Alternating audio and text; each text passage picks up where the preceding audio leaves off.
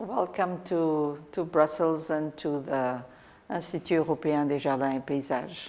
We are very happy that you could make it, and because you have studied a lot the period of the Modernism, and as a pioneer at the beginning of it, and mostly on the United States, but of course your worldwide web of friends and people and scholars have made it possible to link this subject. And at the same time, the question is, how do you think the Modernism period has been treated recently? There are far more historians working on history further back than 20th century, or let's say later 20th century. It's a small group internationally, and some of the best ones are here, I think, for the conference, who have done the most significant work.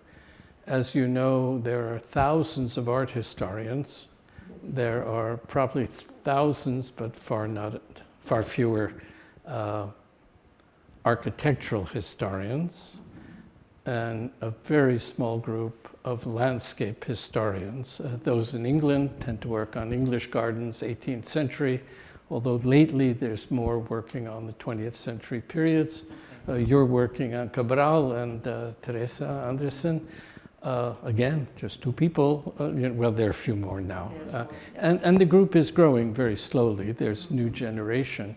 But when Dorothée and I were writing, our individual books, I think we had 2 books of a total of 5 books in English that existed on the subject.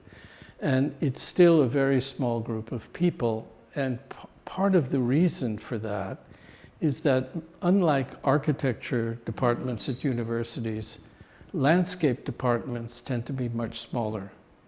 And they don't have the resources to hire a full-time historian. It's quite unusual.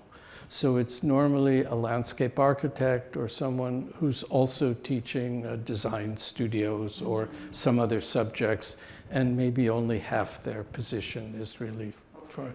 And also within the landscape curriculums, in the United States primarily, but I think it's kind of worldwide. The students might only have 1 semester of history or 2. And so there's not a huge interest in history. And as we know, students are less likely to read books now. They think it's all on the internet with YouTube, and so that's an issue. But there are the people who are interested. We started within the American Society of Architectural Historians a chapter, a subgroup on landscape history. And at our last meeting, at the annual meeting, maybe 12, 14 people attended, and only 2 of us were really working on modern landscape architecture. Most of the people were working on what we'd call cultural landscapes, agriculture or relation of agriculture to cities, or what a community does by themselves. But it used to be high style or polite, professional landscape architecture is still very, very small as an interest. It is growing, but again, part of it is the economics of academia and what people can do, and also the interests of the individual professors who are teaching. Some are interested in history, some now especially climate issues and planetary and ocean rise. They've become the primary subjects.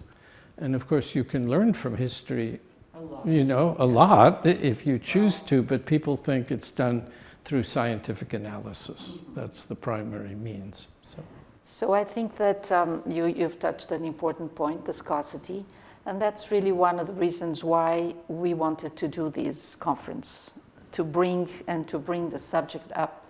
And we made it within the Institut Européen des Jardins et Paysages, which is a European consortium that thinks about what's going on with gardens and landscapes, which is a broader element. So we very, very strongly discussed if this was a subject. And I think that knowing the scarcity and also the need, because if you remember, I met you the first time at Wave Hill. Oh, really? And the idea and the theme of the Wave Hill was extremely pertinent for me. It was preserving the modern landscape. And the way of preserving this heritage, which is going to be soon 100 years, yes, very soon, is very important, it seems to me, a lesson that must be learned, because it was really the first steps where art and ecology got together on a very substantial and very strong enthusiasm, I would say. And some countries were ahead with art, others with ecology. And from my part, I'm very happy that the two things were taken seriously in Portugal, thanks to Cabral. But I think that this ecology profession made visible is an important profession that is losing also force because of all the environment that takes care of everything, forgetting art. So somehow I want to thank you for your engagement in helping put together this conference, because this conference is maybe a beginning of stirring and bringing up the ideas that art and ecology can go together. I don't know if you agree with it. Yeah, no, and I think you bring up 2 points, so we'll talk about the ecology. We know the oceans are rising and the temperatures, and so there are various solutions people have proposed. Okay, so you have to reinforce a coastline, or you have to do that. Okay. I said, that's like saying you have to make a building that has 2 floors. That's not a design. You know, it's only the engineering part of the solution. And to me, that should be an opportunity for designing something that benefits sociologically or artistically or anything more. But people seem to be happy just stopping. They do analysis, and then it gives you the basic engineering solution. Or a big discussion in the United States is to use only native plants. So I don't accept that myself, but even if we did, that's just like saying you must build this building out of brick. It's not a design. Or now it's pollinator gardens, you know, for insects. And I've seen artists do these, and they're really, really ugly. They just think if you put this plant, this plant, this plant, this plant, you know, the bees will come, okay, but why would a human being be interested in being in that garden, you know? So that's one issue. Preservation is a very, very difficult one. Unfortunately, in the US, there's become a very influential organization now, the Cultural Landscape Foundation, which tries to preserve maybe too many things, but they're very good, and they're very good at developing awareness of landscapes and gardens in the public mind. So it's very good that way. But it's true of art, architecture, and also landscape. There's a period where it's contemporary and it's new. And then it's old-fashioned. And then if it exists long enough, it's classic and it becomes heritage. The problem is that middle period. It's easier for a building to somehow exist even in bad condition than it is for a landscape. And for many years, I really don't know if it's changed. It's not my area. A building could not be considered for heritage listing in the United States for 100 years, 75 years, something a long period. Most landscapes would have disappeared completely by then, you know, if the owner changes or the use changes or something. Then they had some test cases which said, look, yes, this is only 40 years old, but this is really an important thing, and they were allowed exceptions. So I think that's beginning to change, realizing that the standards you establish for art and architecture don't always apply to landscape architecture, and you work that. But people don't necessarily regard landscapes as heritage, you know, which is, I mean, it is if some lord's estate and, you know, they hear about this, but... But I think that in Brussels, if you think of the Art Nouveau heritage, which is something that has been considered that way, not immediately on the middle period that you were defining, but has been considered an issue and a touristic interest and a money producer in a way, yes, through tourism. So I believe that if we keep insisting until the time comes from the new generation that will consider modernism a very important thing, because it was the first time we were designing with the natural processes, with conscious of it. We know that all our predecessors in making gardens knew about the natural processes. I mean, Capability Brown was a great he would understand perfectly how the landscape would work, and he designed with it and made a cooperation with nature. It is this cooperation with nature that I think we should emphasize now, presently, to really pass into the heritage idea. So I'm not pessimistic, because I see many students starting to be interested. So I think that this conference will help not only us to think about it and to hear and exchange. There's an important thing this time. We'll have exchanges among us that will reinforce this idea, but also the fact that art should always be within the design of the landscape. And when you talk about the big walls against the rise of the ocean, I remember a conference I went in Tokyo about Fukushima.